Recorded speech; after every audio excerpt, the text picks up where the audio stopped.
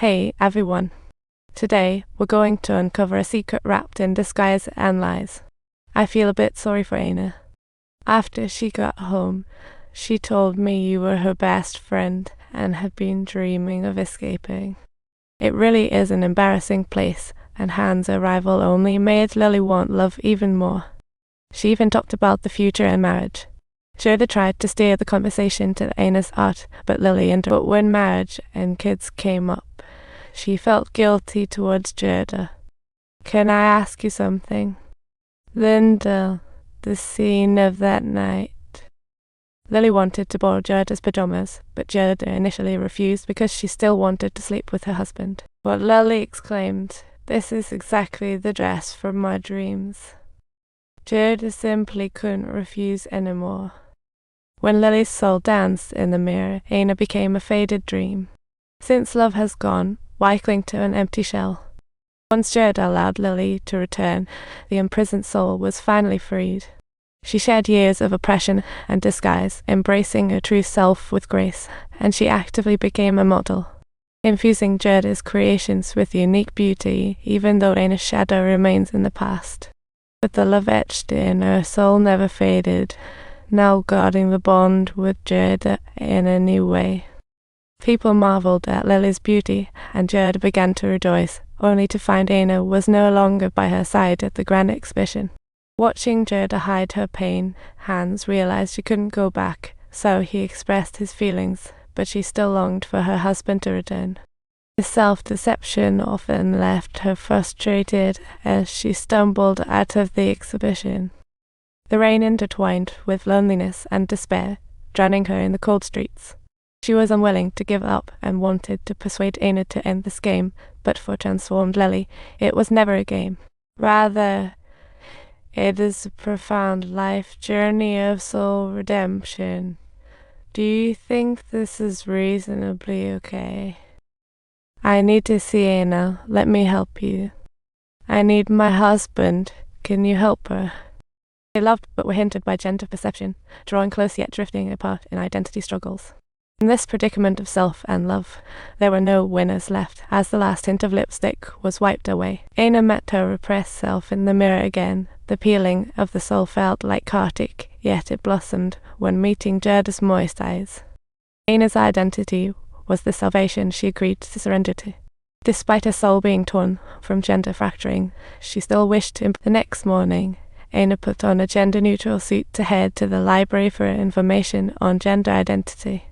But on her way back, her ambiguous outfit and flamboyant gestures caught the eye of local thugs, and Anna felt like she wanted to say something. Lily didn't want to get involved, but faced the consequences of punches and kicks. She couldn't let Gerda see her battered form, so she sought out Hans alone. Hans urged her to see a doctor, but in that prejudiced era, doctors diagnosed her with brain cancer or crudely labelled her gay. Some doctors even thought she was insane and needed treatment immediately. While the doctor went for help, Anna quietly snuck out the window. As the whole world cast strange glances at her, only Gerda stood steadfastly by her side. A friend told Gerda about a leading female expert in Germany who was in Paris recently. She could help Anna. With a mindset of let's give it a try, they made the decision to find that doctor. The doctor said surgery could theoretically help her transition. However, there were no precedents and the technology was immature. The risk of surgical failure was high, but undeterred, Lily was willing to sacrifice her life for her true self. She bid farewell to Gerda and Hans.